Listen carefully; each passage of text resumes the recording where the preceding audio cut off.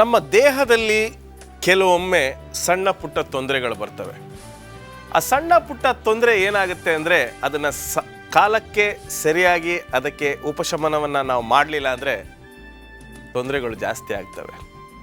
ನಮ್ಮ ಕೆಲಸ ಕಾರ್ಯಗಳನ್ನು ಸರಿಯಾಗಿ ಮಾಡೋಕ್ಕಾಗೋದಿಲ್ಲ. ಈ ಕಾರ್ಯಕ್ರಮವನ್ನು ವೀಕ್ಷಿಸಿ, ಸಾಕಷ್ಟು ವಿಷಯಗಳು ಈ ಕಾರ್ಯಕ್ರಮದಲ್ಲಿದೆ. ತಪ್ಪದೇ ನೋಡಿ ಈ ಆರೋಗ್ಯದ ಒಂದು ಕಾರ್ಯಕ್ರಮ.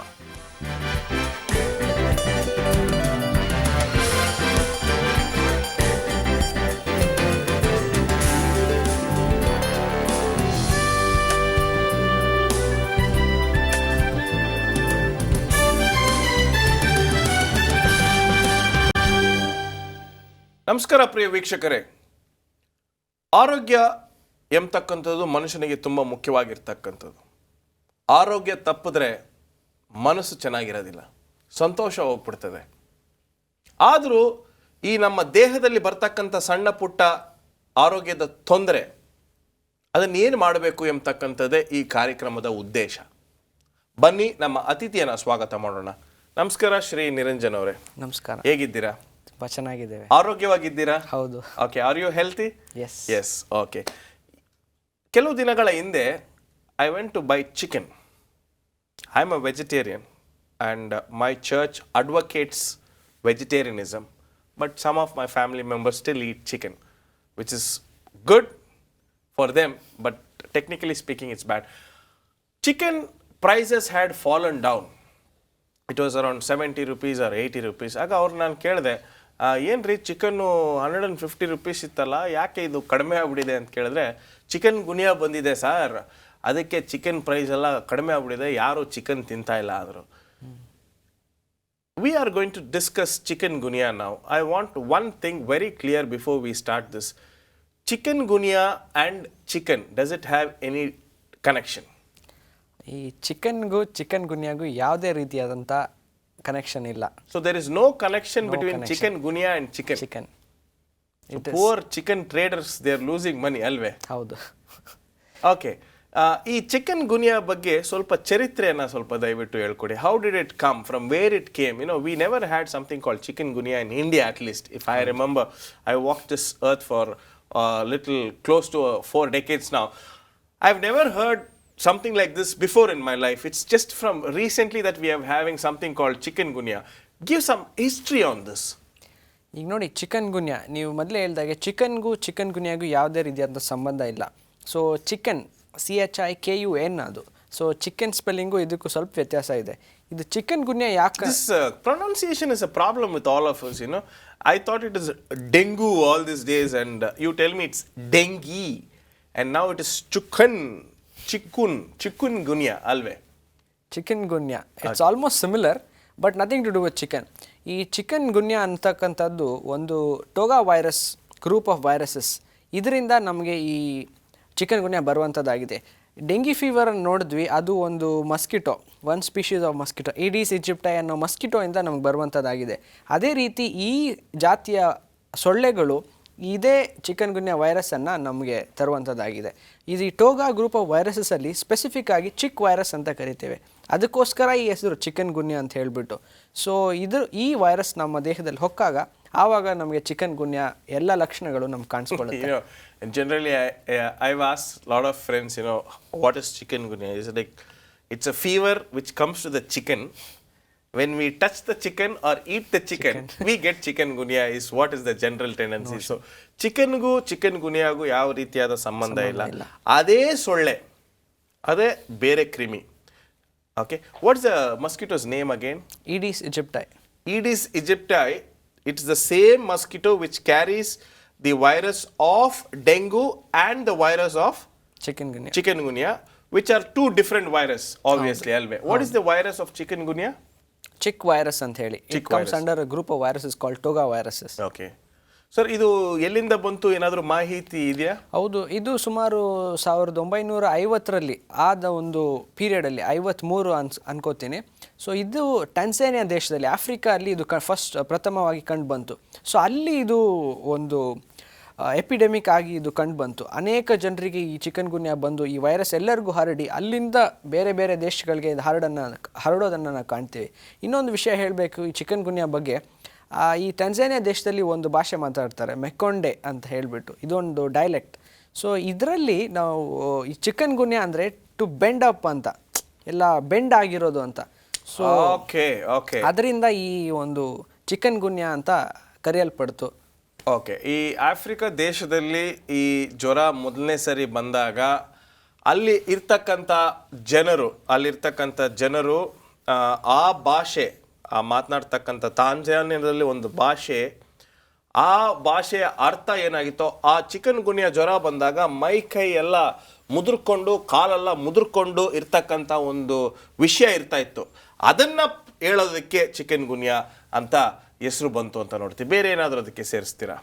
ಇನ್ನೊಂದು, ಈ ಒಂದು ಚಿಕನ್ಗುನ್ಯಾ ಅಂತಕ್ಕಂಥದ್ದು ನಾ ಹೇಳಿದ ಹಾಗೆ ಈ ಸೊಳ್ಳೆಗಳು, ಎಲ್ಲಿ ಸೊಳ್ಳೆಗಳು ಜಾಸ್ತಿ ಕಾಣಿಸ್ಕೊಳ್ಳುತ್ತೆ, ನೀರು ನಿಂತ್ಕೊಳ್ಳುವಂಥ ಪ್ರದೇಶ, ಆ ಪ್ರದೇಶಗಳಲ್ಲಿ ಇದು ಹೆಚ್ಚಾಗಿ ಒಂದು ಏನಂತೀವಿ ಈ ಕಾಲರಾನ ಎಪಿಡೆಮಿಕ್ ಥರ ಇದು ಕೂಡ ಬಹಳ ರಭಸವಾಗಿ ಹರಡೋದನ್ನು ಇದು ಕಾಣ್ತೇವೆ. ಈಗ ಒಂದು ಪ್ರಶ್ನೆ, ನಾವು ಇನ್ನೂ ಸ್ವಲ್ಪ ಆಳಕ್ಕೆ ಹೋಗುವ ಮುನ್ನ, ಈ ಚಿಕನ್ಗುನ್ಯಾ ಎಂಬತಕ್ಕಂಥ ಜ್ವರ ಬಂದರೆ ನಾವು ಯಾವ ಮಟ್ಟದವರೆಗೂ ನಾವು ಭಯಪಡಬೇಕು? ನೋಡಿ, ಭಯ ಪಡೋದೇನೂ ಇಲ್ಲ. ಇದು ಒಂದು ಮ್ಯಾನೇಜ್ ಮಾಡುವಂಥ ಒಂದು ಜ್ವರ. ಕೆಲವು ಸತಿ ತುಂಬಾ ತಾಪಮಾನ ಹೆಚ್ಚಾಗುತ್ತೆ, 104 ತನಕ ಡಿಗ್ರಿ ಫ್ಯಾರನ್ಹೀಟ್ ತನಕನೂ ನಮ್ಮ ತಾಪಮಾನ ಹೆಚ್ಚಾಗುತ್ತೆ, ಫೀವರ್ ಆಗ್ಬೋದು. ಆದರೂ ಕೂಡ ಚಿಂತೆ ಮಾಡುವಂಥ ಒಂದು ವಿಷಯ ಅಲ್ಲ. ಇದನ್ನ ಚೆನ್ನಾಗಿ ನಾವು ನೋಡಿಕೊಂಡ್ರೆ ಯಾವುದೇ ಒಂದು ಕಾಂಪ್ಲಿಕೇಶನ್ಸ್ ಆಗದೆ ಇದನ್ನು ನಾವು ನೋಡ್ಕೋಬೋದು. ಓಕೆ, ಇದು ಎಷ್ಟು ದಿನ ಇರಬಹುದು? ಇದೇ ಚಿಕನ್ಗುನ್ಯಾ ಅಂತ ನೋಡುವಾಗ ಇದು ಒಂದು ಪ್ರಾಬ್ಲಮ್. ಕೆಲವ್ರಿಗೆ ಇದು 3 ತಿಂಗಳಲ್ಲಿ ಸರಿ ಹೋಗ್ಬಿಡುತ್ತೆ. 3 ತಿಂಗಳು? ಹೌದು, 90 ಡೇಸ್. ಹೌದು. ಕೆಲವ್ರಿಗೆ ಕೆಲವು ವಾರಗಳಲ್ಲಿ ಸರಿ ಹೋಗುತ್ತೆ, ಇನ್ನು ಕೆಲವರಿಗೆ 2-3 ವರ್ಷ ಆಗ್ಬೋದು. ಇದೇ ಒಂದು ಪ್ರಾಬ್ಲಮ್ ಈ ಚಿಕನ್ಗುನ್ಯಲ್ಲಿ. ಅನೇಕ ವರ್ಷಗಳಾಗ್ಬೋದು ಈ ಒಂದು ಮೈಕೈ ನೋವು. ಈ ಜ್ವರದ ಜೊತೆ ಇನ್ನೊಂದು ಮುಖ್ಯವಾದ ವಿಷಯ, ಮೈಕೈ ನೋವು ಬರುತ್ತೆ. ಅದನ್ನ ನಾನು ನಿಮ್ಗೆ ಹೇಳ್ತೇನೆ. ಈ ಮೈಕೈ ನೋವು ಅಂಥದ್ದು ಬಹಳಷ್ಟು ದಿನಗಳ ಕಾಲ ಇದು ಒಂದು ಉಳ್ಕೊಳ್ಳುತ್ತೆ. ಸೊ ಈ ಒಂದು ಜ್ವರ ಅಂತಕ್ಕಂಥದ್ದು, I feel somehow dengue is a little better option, even though it is fatal. ಅದರಲ್ಲಿ ಜನರು ಸಾಯ್ತಕ್ಕಂಥ ಒಂದು ಸಂದರ್ಭಗಳು ಬರ್ಬೋದು. ಅದರ ಚಿಕನ್ಗುನ್ಯಾನಲ್ಲಿ ಜನರು ಸಾಯೋದಿಲ್ಲ, they just continue to living death, they suffer for long time ಅಲ್ವಾ. ಸೊ ಕಾಲು ನೋವು, ಮಂಡಿ ನೋವು,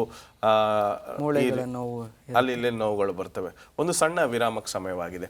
ಒಂದು ಸಣ್ಣ ವಿರಾಮವನ್ನು ತೆಗೆದುಕೊಂಡು ಈ ಚಿಕನ್ಗುನ್ಯಾ ಬಗ್ಗೆ ಇನ್ನೂ ಸಾಕಷ್ಟು ಮಾಹಿತಿಗಳನ್ನು ಪಡೆದು, ಕಾರಣ ಏನು ಅಂದರೆ ಇಷ್ಟೇ, ನಾವು ಇವರು ಹೇಳಿರ್ತಕ್ಕಂಥ ಮಾಹಿತಿಗಳಿಗಿಂತ ನಾವು ಕರೆಕ್ಟಾದ ಮಾಹಿತಿಯನ್ನು ಪಡೆದ್ರೆ ನಾವು ಅದನ್ನು ತಡೆಗಟ್ಟಬಹುದು. ಒಂದು ಸಣ್ಣ ವಿರಾಮ.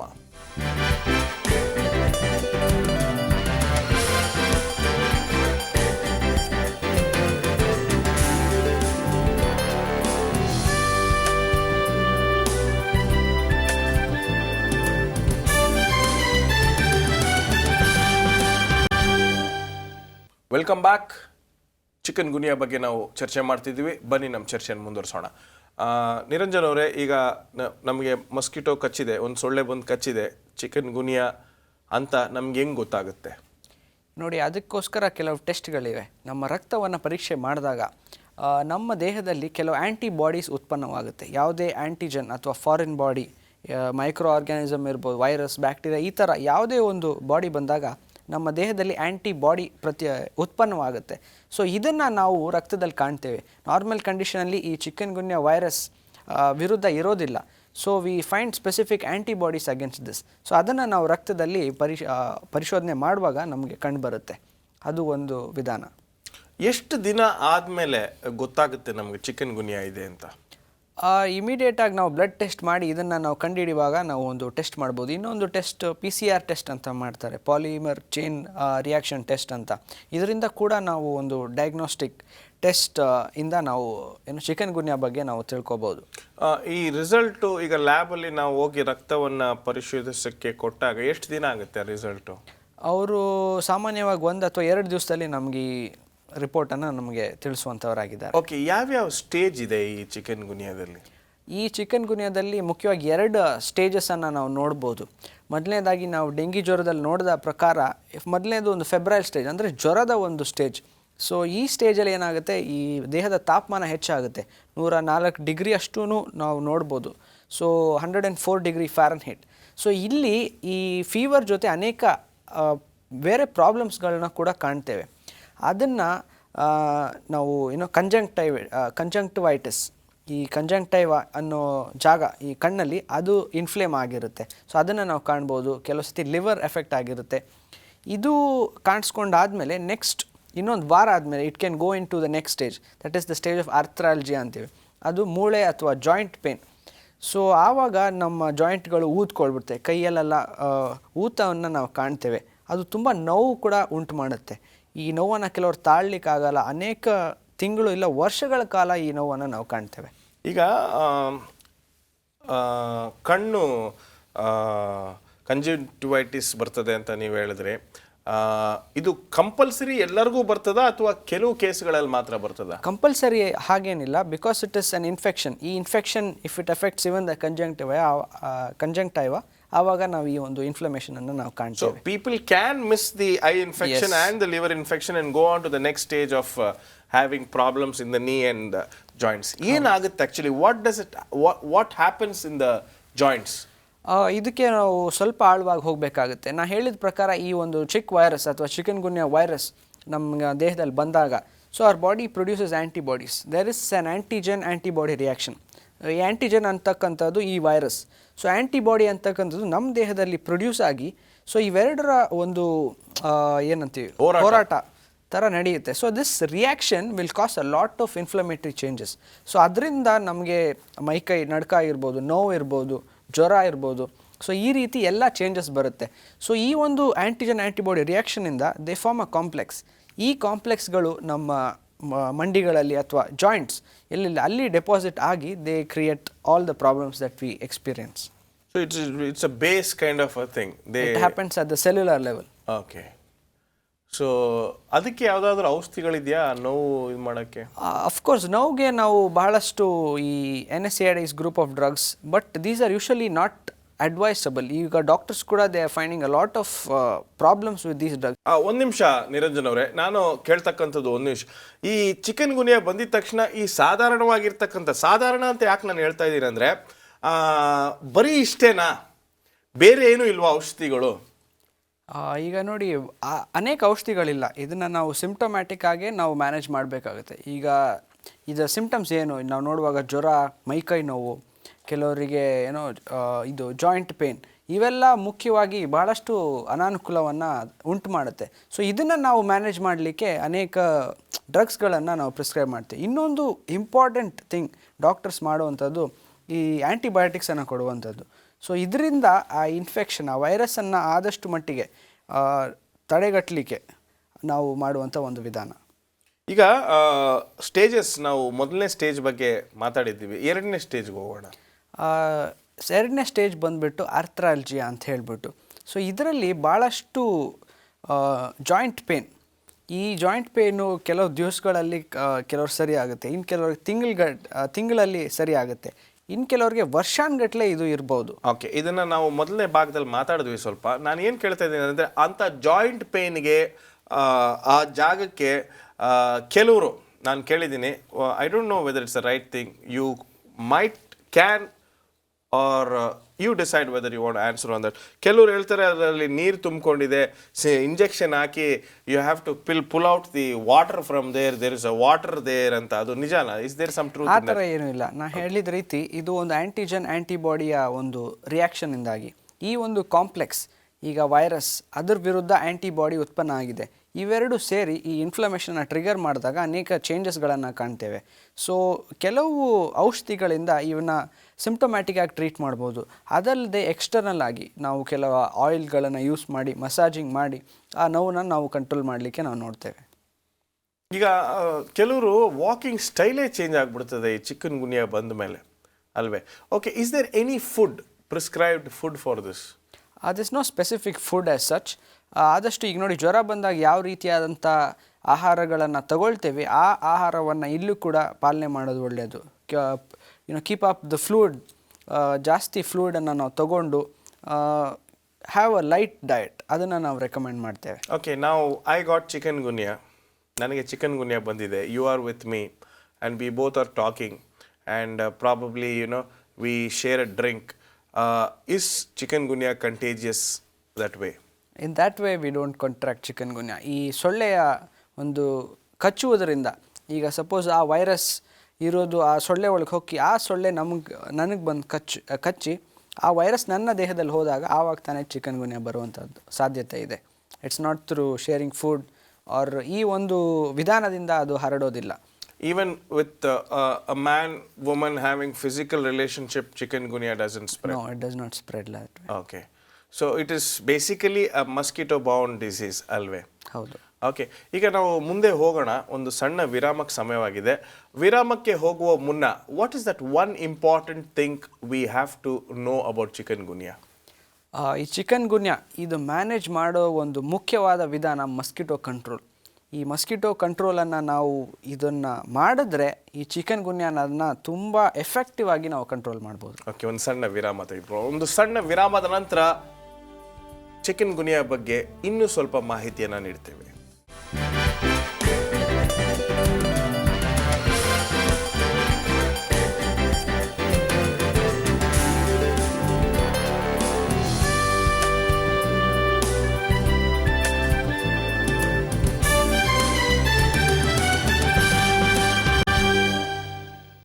Welcome back. ಚಿಕನ್ ಗುನ್ಯಾ ಬಗ್ಗೆ ನಾವು ಚರ್ಚೆ ಮಾಡ್ತಿದ್ದೀವಿ. ಬನ್ನಿ ನಮ್ಮ ಚರ್ಚೆನ ಮುಂದುವರ್ಸೋಣ. ಚಿಕನ್ ಗುನ್ಯಾ ಬಂದಿದ ತಕ್ಷಣ is there a medical medicine for that? ನೋಡಿ, ಒಂದು ವೆರಿ ಎಫೆಕ್ಟಿವ್ ಮೆಡಿಸಿನ್ ನಾವು ವೈಜ್ಞಾನಿಕವಾಗಿ ನೋಡಬೇಕಾದ್ರೆ ಇಟ್ ಇಸ್ ಕ್ಲೋರೋಕ್ವಿನ್. ಇದನ್ನು ನಾವು ಬೇಸಿಕಲಿ ಮಲೇರಿಯಾ ಬಂದಾಗ ಯೂಸ್ ಮಾಡ್ತೇವೆ.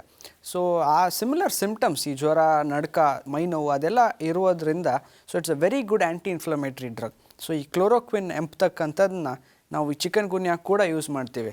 So it's better to stick to chloroquine and some antibiotics which are good in controlling this chick virus. This chloroquine ಅದು ಬಂದು ಮಾತ್ರೆನಾ ಅಥವಾ ಐವಿನಾ ಅಥವಾ ಇಂಜೆಕ್ಷನಾ? It comes usually as an IV, intravenous injection. So we give it basically IV because that's the fastest form it acts on the body. Okay, ಅದು ಎಷ್ಟು percentage ತಗೊಬೇಕು ಅಂತಕ್ಕಂಥದ್ದು ಯಾವುದೂ ಇಲ್ಲ, it depends on people to people ಅಲ್ಲ? ಆ ಡೋಸೇಜನ್ನು ನಮ್ಮ doctor prescribe ಮಾಡ್ತಾರೆ. ಅವರು ಹೇಳ್ತಾರೆ ಎಷ್ಟು ಕೊಡಬೇಕು, ಹೇಗೆ ಕೊಡಬೇಕು ಅಂತ ಎಲ್ಲ ಅವರು ಡಿಸೈಡ್ ಮಾಡ್ತಾರೆ. ಓಕೆ, ಈಗ ಚಿಕನ್ ಗುನ್ಯಾ ಬರದೇ ಇರೋಕ್ಕೆ ಏನು ಮಾಡಬೇಕು ನಿರಂಜನ್ ಅವರೇ? ಒಂದು ಒಳ್ಳೆಯ ವಿಷಯ ಏನಂದರೆ, ಈ ಸೊಳ್ಳೆಗಳ ಕಂಟ್ರೋಲ್ ಮಾಡೋದ್ರಿಂದ ಈ ಚಿಕನ್ ಗುನ್ಯಾ ಹರಡನ್ನ ನಾವು ತುಂಬ ಒಳ್ಳೆಯ ರೀತಿಯಲ್ಲಿ ತಡೆಗಟ್ಬೋದು. So our aim is mosquito control and all the preventive measures. ಈಗ ನೋಡಿ, ಮಸ್ಕಿಟೋ ಅಂದ ತಕ್ಷಣ ನಾವು ಈ ಸ್ಟ್ಯಾಗ್ನೆಂಟ್ ವಾಟರ್, ನೀರಲ್ಲಿ ನಿಂತ್ಕೊಳ್ಳುತ್ತೋ ಅದನ್ನು ನಾವು ತಪ್ಪಿಸ್ಬೇಕಾಗುತ್ತೆ. ಮನೆ ಮೇಲಿರ್ಬೋದು, ನಮ್ಮ ಮನೆಯ ಚರಂಡಿ ಇರ್ಬೋದು, ಅಲ್ಲಿ ಎಲ್ಲೇ ಕಡೆ ನೀರು ನಿಂತ್ಕೊಂಡಾಗ we have to see that we let it flow. ಅಥವಾ ಅದ್ರ ಮೇಲೆ ಸ್ವಲ್ಪ ಕೆರೋಸಿನ್ ಅದನ್ನು ನಾವು ಚಿಮ್ಸಿದ್ರಲ್ಲಿ ಈ ಲಾರ್ವಾ ಆಫ್ ದೀಸ್ ಮಸ್ಕಿಟೋಸ್, ಮೊಟ್ಟೆ, ಸೊಳ್ಳೆಯ ಮೊಟ್ಟೆ, ಅವು we do not allow them to grow there. So ಇನ್ನೂ ಅನೇಕ ಔಷಧಿಗಳನ್ನು ಉಪಯೋಗಿಸಿ we can take care of these mosquitoes. ಇನ್ನೊಂದು ಒಳ್ಳೆಯ ವಿಧಾನ ಮಸ್ಕಿಟೋ ನೆಟ್. ಅದನ್ನು ಯೂಸ್ ಮಾಡೋದ್ರಿಂದ we can protect our selves from the number of bites that we get from these mosquitoes. ಇಲ್ಲ, ಈಗ ಆ್ಯಕ್ಚುಲಿ ಸೊಳ್ಳೆ ಪರ್ದ ಅಂತ ನಾವೇನು ಹೇಳಿದ್ರೆ it's mosquito net has become outdated. I never seen those days I've seen a lot of mosquito nets being sold and people buy mosquito nets. ಆದರೆ ಈಗ ನಾನು ನೋಡ್ತೀನಿ ಯಾರು ಮಸ್ಕಿಟೋ ನೆಟ್ ತಗೊಳ್ಳಲ್ಲ. Everybody buys this electronic mosquito repellent. I am force to ask this question. ಈ mosquito repellent, ಈ ಮಸ್ಕಿಟೋಸ್ಗೆ sprays ಬರ್ತದೆ, is that good for our health? There is a lot of controversy about it. ನಾನು ಹೇಳಬೇಕಾದ್ರೆ ಈಗ ನೋಡಿ, ಈ ಸ್ಪ್ರೇ ಆಮೇಲೆ ಈ ಕಾಯಿಲ್ಸ್ ಆ ಥರದ್ದೆಲ್ಲ ಅನೇಕ ಶ್ವಾಸಕೋಶದ ತೊಂದರೆ. ಈಗ ಇಮಿಡಿಯೇಟಾಗಿ ನಮಗೇನು ಬರೋದಿಲ್ಲ. When we are expose to this over a long period of time, ಅನೇಕ ವರ್ಷಗಳ ಕಾಲ ಈ ಒಂದು ಹೊಗೆಯನ್ನು ನಾವು ತಗೊಳ್ಳೋದಾದರೆ ಆವಾಗ ನಮ್ಮ ಶ್ವಾಸಕೋಶದಲ್ಲಿ ಅನೇಕ ಚೇಂಜಸ್ಗಳನ್ನು ನಾವು ಕಾಣ್ತೇವೆ. ಸೊ ಈಗ ನಾನು ಏನು ಹೇಳ್ತೇನೆ, there is mats, mosquito mat ಇದೆ, ಮಸ್ಕಿಟೋ ಎಲೆಕ್ಟ್ರಾನಿಕ್ ಮಸ್ಕಿಟೋ ರೆಪಲೆಂಟ್ ಇದೆ, then there is a spray, then there is mosquito coil and all this kind of things are there. So on a longer run ಇದನ್ನು ತುಂಬ ದಿನಗಳಿಂದ ನಾವು ಉಪಯೋಗಿಸಿದ್ರೆ ನಮಗೆ chicken ಗುನ್ಯಾ ಇಂದ ತಪ್ಪಿಸ್ಕೊಳಕ್ಕೆ ಹೋಗಿ ಬೇರೆ ಯಾವುದಾದ್ರೂ ಒಂದು ಶ್ವಾಸಕೋಶದ ತೊಂದರೆ ಅಥವಾ ಆಸ್ತಮಾ ಅಥವಾ ವೀಸಿಂಗ್ ಬರ್ತಕ್ಕಂಥ ಚಾನ್ಸಸ್ ಇದೆ. The best way is to keep our environment clean, ಅಲ್ವೇ? ಹೌದು. And protect. ಈಗ ನೋಡಿ ಇನ್ನೊಂದು ಒಳ್ಳೆಯದು, wear full sleeve clothing, cover yourself. ಈಗ ನೋಡಿ ನಾವು ಮಲಗುವಾಗ the more we expose our body, we have a greater rate of mosquitoes coming and biting us. So ಅದನ್ನು ನಾವು ಆದಷ್ಟು ಮಟ್ಟಿಗೆ ತಡೆಗಟ್ಟಿ we cover hour selves.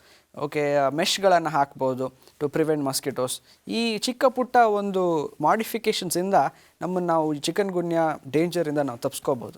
One question I want to ask you. We have already discussed this. You said, some people limp and some people take a longer time. ತುಂಬ ವರ್ಷಗಳಾಗ್ತವೆ, ಕೆಲವರಿಗೆ 2-3 ವರ್ಷ ಕೂಡ ಆಗ್ಬೋದು. And they keep limping and poor thing, they have a lot of pain in that. Will they completely be all right of chikungunya?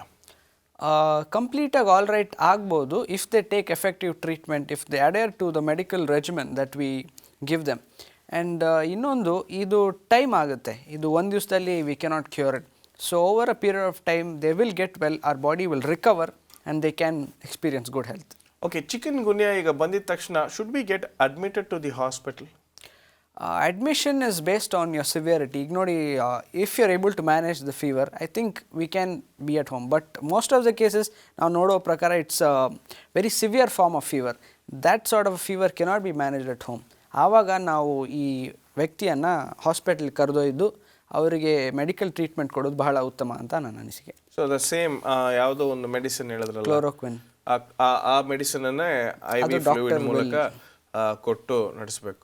So basically is it what is the difference between ಈ ಡೆಂಗೂಗೂ ಮತ್ತು dengue, ಕ್ಷಮಿಸಿ ನಾನು dengue ಅಂತಲೇ ಇದ್ದೀನಿ, dengue ಜ್ವರಕ್ಕೂ chicken ಗುನ್ಯಾ ಜ್ವರಕ್ಕೂ ಇರತಕ್ಕಂಥ differences ಏನು? ಒಂದು difference ನಾನು ಹೇಳೋಕ್ಕೆ ಇಷ್ಟಪಡ್ತೇನೆ, ಅದು ಟೈಮ್ ಸ್ಪ್ಯಾನ್. ಈ ಡೆಂಗಿ ಅಂತಕ್ಕಂಥದ್ದು ಕೆಲವು ಕಾಲ ಇದ್ಬಿಟ್ಟು ಹೋಗುವಂಥದ್ದಾಗಿದೆ. ಈ ಚಿಕನ್ ಗುನ್ಯಾ ಅಂತಕ್ಕಂಥದ್ದು ಅನೇಕ ತಿಂಗಳು ಅಥವಾ ವರ್ಷಾನುಗಟ್ಟಲೆ ಕೆಲವರಿಗೆ ಇರುತ್ತೆ. So it's the time span. Chikungunya has a longer duration. ಆಮೇಲೆ ಇನ್ನೊಂದು ನೋಡಬೇಕಾದ್ರೆ the vector is same, but one similar thing we find is body ache, myalgia ಅಥವಾ ಆರ್ಥ್ರಾಲ್ಜಿಯಾ, ಇದನ್ನು ನಾವು ಕಾಣ್ತೇವೆ. ಸೊ ಸಿಂಪ್ಟಮ್ಸ್ ಆಲ್ಮೋಸ್ಟ್ ಸೇಮ್ ಇರ್ತದೆ, but the duration is more. Chances of dying is more in which one? ಈಗ ನೋಡಿ, dengue is a more fatal disease. ಈಗ dengue complication ನೋಡೋದಾದರೆ haemorrhage ಆಗ್ಬೋದು ಅಥವಾ ಶಾಕ್ ಸಿಂಡ್ರೋಮ್. ಅದಕ್ಕೆ ವ್ಯಕ್ತಿ ಹೋದಾಗ it's very hard to bring em by. It requires a lot of medical effort. So ಅದು ಭಾಳ ಡೇಂಜರಸ್ ಅಂತ ನಾವು ನೋಡ್ತೇವೆ. ಈ ಚಿಕನ್ ಗುನ್ಯಾ ಅಂತಕ್ಕಂಥದ್ದು ಬಹಳ ಕಾಲ ಇರುತ್ತೆ, but it is manageable. It is not life threatening. Okay, ಈ ಚಿಕನ್ ಗುನ್ಯಾ ನಾನು ನೋಡಿದ್ದೀನಿ, it generally comes for a little elder people. I have never seen children get it. Is the children immune to that or something? They're not immune, but it just depends. ಈಗ ನಾವು ಒಂದು group ಅಂತ ಹಾಕ್ಲಿಕ್ಕೆ I seen dengue coming to a lot of small children, but I haven't seen chikungunya come to small children. At least I have not seen. ಬರುತ್ತಲ್ಲ, ಚಿಕ್ಕ ಮಕ್ಕಳಿಗೂ ಬರಬಹುದು ಅಂತ ಕಾಣಿಸುತ್ತೆ. ಓಕೆ, ಈಗ what are the other measures that you would like to tell our viewers regarding chikungunya? So like I said before, it is basically about keeping your environment clean and mosquitoes, control of mosquitoes and use of repellents. ನಾ ಹೇಳಿದ ಪ್ರಕಾರ ಮೆಷನ್ನು ಹಾಕ್ಬೋದು, mosquito nets. ಕೆಲವು mosquito nets ಈಗ rural ಏರಿಯಾಸಲ್ಲಿ ನೋಡಬೇಕಾದ್ರೆ ಆ mosquito ನೆಟ್ಟನ್ನು ಒಂದು ಔಷಧಿಯಲ್ಲಿ ಹಚ್ಚಿ ಅದನ್ನು ಅವರಿಗೆ ಮಾರಾಟ ಮಾಡ್ತಾರೆ. ಸೊ ಆ ಒಂದು treated pesticide treated or insecticide treated ನೆಟ್ಸನ್ನು ಯೂಸ್ ಮಾಡೋದ್ರಿಂದ ಮಸ್ಕಿಟೋನ ದೂರ ಇಡ್ಬೋದು. It was a pleasure talking to you, Mr. Niranjan. ದೇವರು ನಿಮ್ಮನ್ನು ಆಶೀರ್ವದಿಸಲಿ.